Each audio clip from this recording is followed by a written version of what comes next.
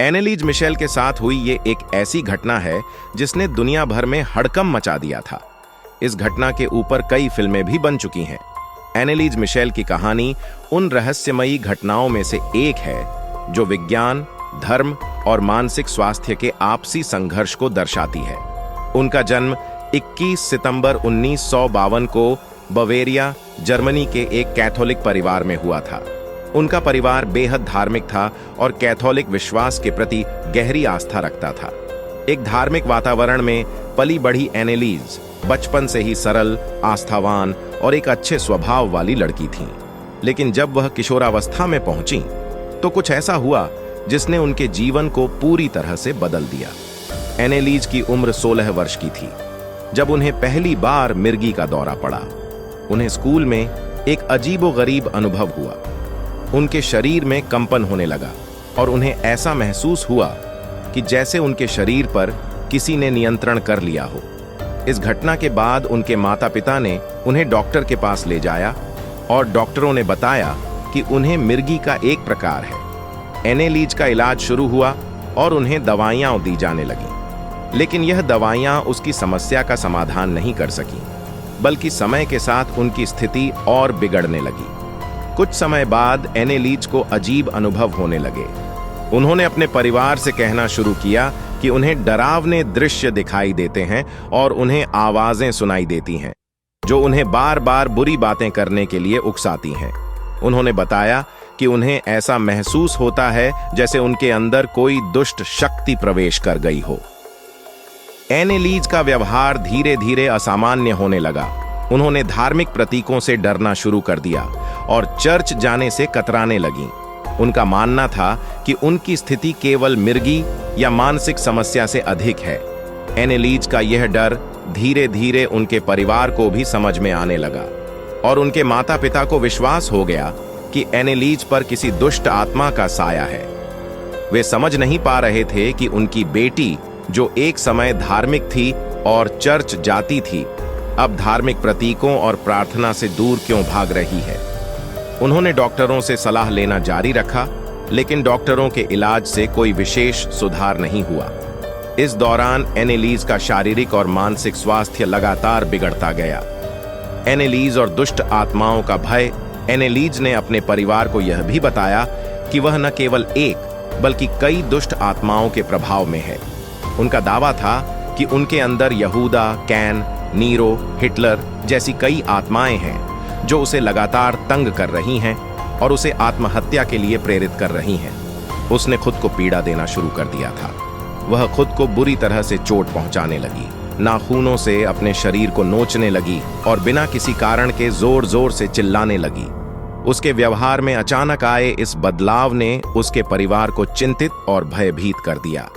Exorcism की अनुमति और अनुष्ठान का आरंभ।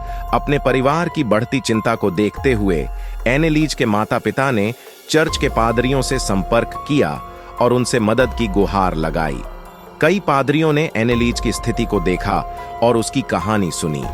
काफी विचार विमर्श के बाद चर्च ने एनेलीज के मामले को दुष्ट आत्माओं का कब्जा मानते हुए एक्सोर्सिज्म करने की अनुमति दी। इस कार्य के लिए चर्च ने फादर अर्नोल्ड रेंज और फादर अर्नस्ट ओल्ट को नियुक्त किया। एनेलीज पर 1975 से 1976 के बीच कुल 67 बार एक्सोर्सिज्म किया गया। यह अनुष्ठान सप्ताह में कई घंटों तक चलता था। अनुष्ठानों के दौरान एनेलीज को पवित्र जल छिड़क कर शुद्ध करने की कोशिश की जाती थी, लेकिन वह अक्सर उग्र हो जाती और अपने आप को नुकसान पहुंचाने लगती।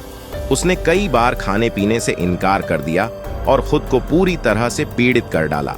इन अनुष्ठानों के दौरान उसने खुद को शापित आत्मा बताया और कहा कि वह भगवान की मर्जी के तहत पीड़ा सह रही है। एनेलीज का कहना था कि भगवान ने उसे दुष्ट आत्माओं के खिलाफ संघर्ष करने के लिए चुना है और वह इस पीड़ा को सहते हुए अपने पापों का प्रायश्चित कर रही है। अनुष्ठानों के दौरान उसके अंदर से अजीब आवाजें निकलती थीं और वह अजीबोगरीब भाषाओं में बोलने लगती थी, जिन्हें उसके परिवार और पादरियों ने दुष्ट आत्माओं की आवाजें माना। इस प्रक्रिया के दौरान एनेलीज का शारीरिक स्वास्थ्य बुरी तरह से टूट चुका था। उसका वजन घटकर मात्र 30 किलोग्राम रह गया था और वह इतनी कमजोर हो गई थी कि वह चल भी नहीं सकती थी। एनेलीज की मृत्यु और कानूनी विवाद। 1 जुलाई 1976 को एनेलीज मिशेल की मृत्यु हो गई। डॉक्टरों ने उनकी मौत का कारण कुपोषण और निर्जलीकरण बताया।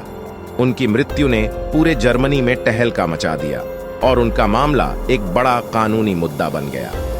एनेलीज की मौत के बाद उनके माता पिता और उन दोनों पादरियों पर गैर इरादतन हत्या का मुकदमा चलाया गया। अदालत में एनेलीज की मौत का कारण जानने के लिए चिकित्सा और धार्मिक विशेषज्ञों को बुलाया गया। अभियोजन पक्ष ने तर्क दिया कि एनेलीज को मानसिक बीमारी का शिकार माना जाना चाहिए था और उसे चिकित्सा उपचार की आवश्यकता थी। उन्होंने यह भी कहा कि एक्सोरिज्म अनुष्ठानों के कारण उसकी शारीरिक और मानसिक स्थिति और बिगड़ गई। दूसरी ओर बचाव पक्ष ने तर्क दिया कि एनेलीज और उसका परिवार उसकी आत्मा को बचाने के लिए अनुष्ठानों का सहारा ले रहे थे और उनका इरादा उसे कष्ट पहुंचाने का नहीं था। उन्होंने अदालत में प्रस्तुत किए गए एक्सोरिज्म अनुष्ठान के दौरान रिकॉर्ड की गई ऑडियो और वीडियो सबूतों को भी दिखाया, जिसमें एनेलीज की पीड़ा और उसका संघर्ष साफ तौर पर दिखाई दे रहा था। अंततः कोर्ट ने एनेलीज के माता पिता और पादरियों को दोषी ठहराया और उन्हें 6 महीने की निलंबित सजा और 3 साल की परिवीक्षा दी। कोर्ट के इस फैसले ने जर्मनी में धार्मिक और कानूनी विवाद को बढ़ा दिया और इस घटना को लेकर अंतर्राष्ट्रीय स्तर पर चर्चा हुई। एनेलीज मिशेल की विरासत और कहानी की गूंज। एनेलीज मिशेल की कहानी आज भी रहस्यमय बनी हुई है। उनकी मृत्यु के बाद भी यह सवाल अनुत्तरित है कि क्या वह वाकई दुष्ट आत्माओं से ग्रसित थीं या यह केवल एक मानसिक बीमारी का मामला था जिसे समय पर समझा नहीं गया। उनकी कहानी पर आधारित कई किताबें और फिल्में बनाई गई हैं, जिनमें से सबसे प्रसिद्ध है द एक्सोरिज्म ऑफ एमिली रोज, जो आंशिक रूप से इसी घटना पर आधारित है। इस घटना ने समाज में मानसिक स्वास्थ्य के प्रति दृष्टिकोण को चुनौती दी है और इसे लेकर जागरूकता बढ़ाने में भी योगदान दिया है।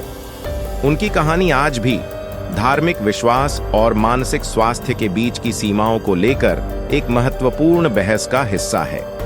एनेलीज मिशेल की कहानी हमें उस सीमा रेखा पर ले जाती है जहां विज्ञान, आस्था और अज्ञात की दुनिया टकराते हैं।